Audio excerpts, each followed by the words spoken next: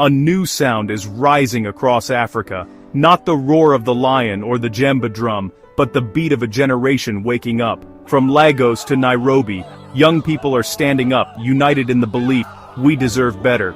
This isn't a fleeting moment, it's a powerful tide turning after years of waiting. Imagine a young woman in Accra, a student in Johannesburg, a tech entrepreneur in Kigali. Different lives, same determination. They're done with the old stories of Africa as a continent of problems. Armed with smartphones and ideas, they're demanding a seat at the table. You can feel this energy in the music, the art, and the debates on social media. For too long, Africa's story was written by others, filled with cliches. Now, the youth are grabbing the pen, telling stories of hope and resilience. The world can't ignore them anymore. Their voices are too loud. This is a generational awakening, a shift from past struggles to boundless potential. They're not just asking for a better future, they're building it, relentlessly. The revolution won't be televised, it'll be live-streamed. Africa is a land of paradoxes, rich in resources, yet many live in poverty. Diamonds, gold, oil, fertile lands, Africa has it all, but prosperity remains elusive. Colonialism drew lines and built systems to extract, not to build. Independence often brought new leaders, but the same old exploitation. Corruption became a cancer, leaving schools empty and hospitals bare. Imagine growing up knowing your land is rich but your opportunities are poor. The youth see the absurdity wealth locked away by corruption and foreign interests.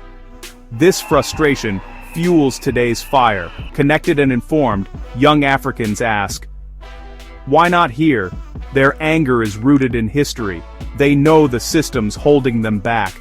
The problem isn't resources, but leadership and justice. This generation is calling out the paradox, demanding their wealth build their future. They're done living in a contradiction. The spirit of rebellion has new tools, smartphones and Wi-Fi. Today's digital griots use social media as public squares, organizing revolutions and exposing injustice. Hashtags become rallying cries, viral videos, testimonies, but the movement isn't just online. It spills into the streets of Africa's megacities. Young people protest for reform, end police brutality, and create economic opportunities. They start businesses in garages, launch media companies, and challenge state narratives. This fusion of digital activism and real-world action is their power. They're fluent in the language of the internet and the street. If governments won't provide jobs, they become entrepreneurs. If broadcasters won't tell the truth, they become YouTubers. They're not just tearing down old systems, they're building new ones. Change requires protest, voting, and business building, all at once. Africa's youth are the ultimate multitaskers, fighting for rights and hustling for daily bread. They are the digital griots and concrete warriors. They're rewriting the continent's story. Sometimes, history produces a figure who becomes a symbol of an era. In Burkina Faso, Captain Ibrahim Traoré is that symbol for many. Young, bold, and unafraid to challenge neo-colonial ties, he speaks the language of sovereignty and dignity. He questions why a gold-rich country remains poor, and challenges old relationships with former colonial powers. For many youth, his rise is a lightning bolt, a leader who looks and sounds like them.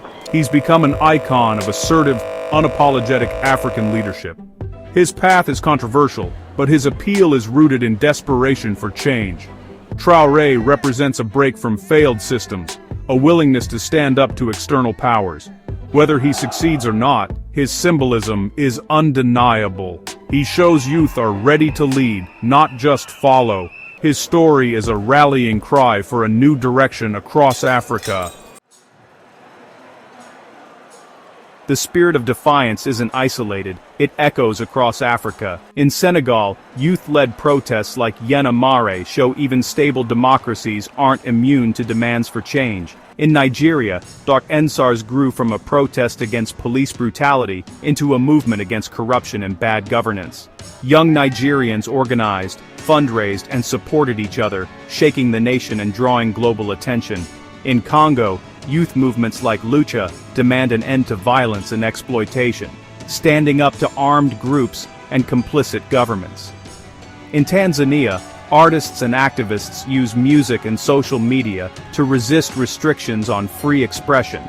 These aren't random acts, they're strategic, rooted in a shared desire for justice. Africa's youth face different challenges, but share a common struggle.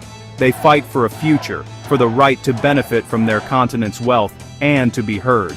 Their protests are the labor pains of a new Africa. Power is shifting. From the few to the many. From the old to the young.